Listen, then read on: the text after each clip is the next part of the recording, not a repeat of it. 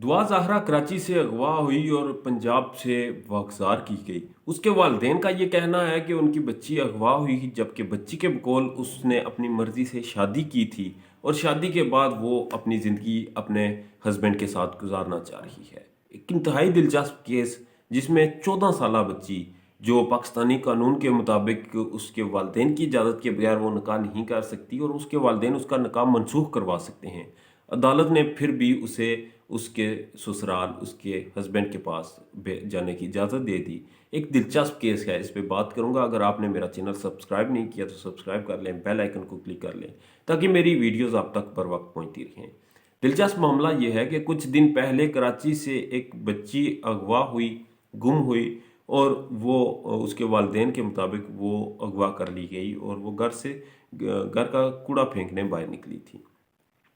जब उस बच्ची के वालिद का एक जेडीसी की एक सोशल तंजीम है उस पे बयान आया और वो बयान मज़ीद मुतनाज़ा तब हुआ जब मुतनाज़ा या इंटरेस्टिंग उसको हम कह सकते हैं तब हुआ जब उसके वालिद ने ये कहा कि उनकी बच्ची का नाम जो है वो दुआ ज़हरा था, वो अहले तशी थी, तो इस वजह से मसाजिद ने उसके ऐलानात ना किए।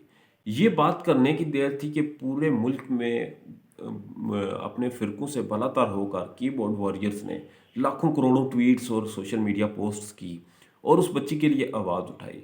ARY के प्रोग्राम में उसके वालिदैन को बिठाया गया। वहाँ पर वो शदीद कर्ब में थे कि उनकी एक मासूम 14 साला बच्ची जो है वो गुम हो चुकी है और पुलिस विक्टिम ब्लेमिंग कर रही है और वो ये साबित करना चाह रहे हैं कि बच्ची भाग कर गई है। यकीनन वालिदैन के लिए एक इंतहाई दिल जो है वो दिल दुखा देने वाला और एक इंतहाई तकलीफ दह लम्हात थे कि उनकी बच्ची एक तो गुम हो गई है और ऊपर से उनको विक्टिम ब्लेमिंग की जा रही है। उसके वालिद के ये जुमले इंतहाई जो हैं वो अफसोसनाक थे कि पुलिस कह रही है कि ये शख्स काम नहीं करता तो ये कमाता कहाँ से है। आप मतलब वो भी जानते हैं। खैर मामला ये हुआ कि बच्ची गुम हो गई। पुलिस ने जब इस पे एक हाइप क्रिएट हुई तो हाई प्रोफाइल केस को एक जदीद तकाज़ों पे और फास्ट ट्रायल पे फास्ट तरीके से इसकी इन्वेस्टिगेशन की गई। तो इन्वेस्टिगेशन में ये सामने आया कि बच्ची नकाफाइड है और पंजाब में है। जब ये बात सामने आई तो उसके वालिद ने कहा कि उनकी बच्ची को अगवा किया गया है और निकाहनामे पे जिस मौलवी का वो रजिस्टर्ड का निकाहनामा इस्तेमाल हुआ था वो मौलवी भी इनकारी हो चुका है कि मैंने निकाह नहीं पढ़ाया। खैर दूसरे दिन बच्ची वागज़ार हुई, उसको अदालत पेश किया गया तो अदालत ने दिलचस्प तौर पे, हैरत अंगेज तौर पे 14 साला बच्ची को जिस शख्स के साथ उसने निकाह किया था उसके साथ भेज दिया। क्योंकि अमूमन अगर 18 साल से उम्र की बड़ी उम्र की बच्ची हो तो वो अदालत में बयान दे दे कि उसने निकाह किया है और वो उस शख्स के साथ रहना चाह रही है जिसके साथ उसका निकाह हुआ है, उसके साथ किसी ने ज़ोर ज़बरदस्ती नहीं की तो अदालत उसको भेज देती है। मगर 18 साल से छोटी उम्र की 14 साल की बच्ची को जब अदालत ने भेजा तो एक नई कानूनी बहस छिड़ गई। कानूनी माहिरीन से बात हुई तो उन्होंने बताया कि ये वालिदैन इस निकाहनामे को कभी भी मनसूख करवा सकते हैं, उस बच्ची को लेके जा सकते हैं क्योंकि वो बच्ची बेशक इस्लामी कानून के तहत बालिग हो मगर वो रियासत के कानून के तहत बालिग नहीं है। क्योंकि पाकिस्तान का नाम इस्लामी जमहूरिया बिलाशुबा है मगर पाकिस्तान में इस्लामी कानून ही पाकिस्तान में रियासत का बनाया गया अपना कानून है और उस कानून के तहत वो बच्ची अभी नाबालिग है। और अदालत ने सिर्फ ये जो हाइप क्रिएट हुई थी, एक बहुत ज़्यादा लोगों का प्रेशर था स्टेट पे और हर शख्स उसके लिए आवाज़ उठा रहा था, तो इस वजह से सिर्फ अदालत ने इस मामले को थोड़ा सा ठंडा करने के लिए बच्ची को उसके ससुराल में भेज दिया। जबकि उसके वालिदैन की तरफ से एप्लीकेशन भी थी कि बच्ची को किसी केयर सेंटर में भेज दिया जाए ताकि वो बच्चों के हिफाजती मरकज़ में बहिफाजत रह सके। उन लोगों के पास वो बहिफाजत नहीं है। ये सारा मामला था। उसके बाद हमने मीडिया पे सोशल मीडिया पे कुछ और बच्चियों की भी तस्वीर देखी और वीडियोस देखी जो अपने घर से भाग के जिन्होंने शादियां की और पहले यही खबरें गर्दिश करती रही कि बच्चियां अगवा हो चुकी हैं और उसके बाद उन वीडियोस और फोटोज़ और पुलिस की रिपोर्ट्स के मुताबिक वो नकाफाइड हैं। बिलाशुबा निकाह कोई बुरी बात नहीं और निकाह करना चाहिए और वालिदैन की ये जिम्मेदारी है कि वो अपनी औलाद की ख्वाहिश के मुताबिक उनके निकाह करवाएं। मगर अगर वालिदैन नहीं करवा रहे तो बच्चों को भी चाहिए कि एक मुनासिब जगह पे जहाँ उनके वालिदैन का हुक्म हो वहाँ पे वो रजामंदी से निकाह कर लें।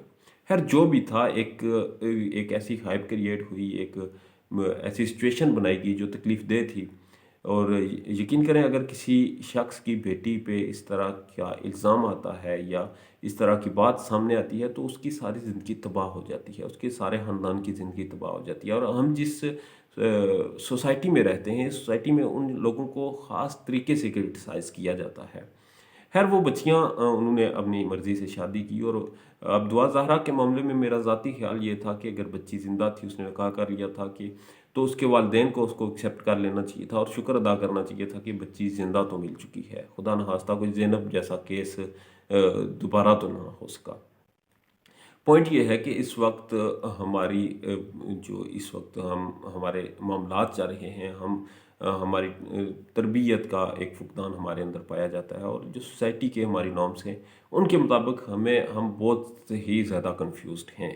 ہم کس طرف جا رہے ہیں، کیا کر رہے ہیں، ہمیں خود کلیئرٹی نہیں ہے. ہمیں ان سب چیزوں کو دیکھنا ہوگا. اور والدین کا سب سے اہم فرض یہ ہے کہ وہ بچوں پہ نظر رکھیں. اب دعا زہرا کے معاملے میں بچی نے پب جی گیم کے ذریعے اس لڑکے سے اس کا رابطہ ہوا اور وہ اس کے ساتھ نکاح کرنے کے لیے کراچی سے لاہور تک پہنچ گئی. حیران کن طور پہ 14 سال کی بچی، جس کے والدین کے مطابق وہ کبھی گھر سے اکیلی باہر کوئی چیز لینے بھی نہیں گئی تھی. تو اگر آپ بچوں پہ دھیان نہیں دیں گے، بچوں کی تربیت پہ دھیان نہیں دیں گے، بچوں کی ایکٹیویٹیز کو نہیں مانیٹر کریں گے تو کچھ تعجب نہیں کہ اس طرح کے واقعات آئندہ بھی ہوں گے. نکاح کرنا بلا شبہ کوئی بری بات نہیں، آپ نکاح کر سکتے ہیں، آپ کو نکاح کرنا چاہیے. مگر اس طرح سے جس طرح کی ہائپ کریٹ ہوئی، والدین کے لیے تکلیف کا ایک لمحات تھے ان کے لیے کہ وہ کس طرح نیشنل ٹی وی چینل پہ رو رہے تھے اور بارہا میڈیا ان کے پاس جا رہا تھا. میرا خود ان سے 2 دفعہ رابطہ ہوا دعا کے ورثہ سے. میں ان کا انٹرویو سیاست کے لیے کرنا چاہ رہا تھا، مگر عین اس وقت جب میں وہ انٹرویو کرنا چاہ رہا تھا تو دعا کی زندہ ہونے کا پتہ چل گیا. تو اس کے بعد انہوں نے پریس کانفرنس کر دی اور سارا وہ معاملہ کلیئر ہو گیا.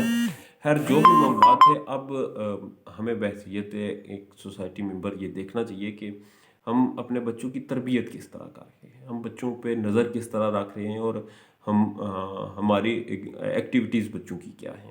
خیر جب تک ہم ان چیزوں کو مانیٹر نہیں کریں گے، بچوں کے ساتھ معاملات شیئر نہیں کریں گے، ان کے ساتھ ایک فرینڈلی ریلیشن بنائیں گے، تو اس میں کوئی تعجب نہیں کہ اس طرح کے واقعات اور بھی ہوں گے اور وہ ہم سب کے لیے تکلیف دہ ہیں. اپنے بچوں کا ڈھیر زیادہ خیال رکھیں، اپنا خیال رکھیں.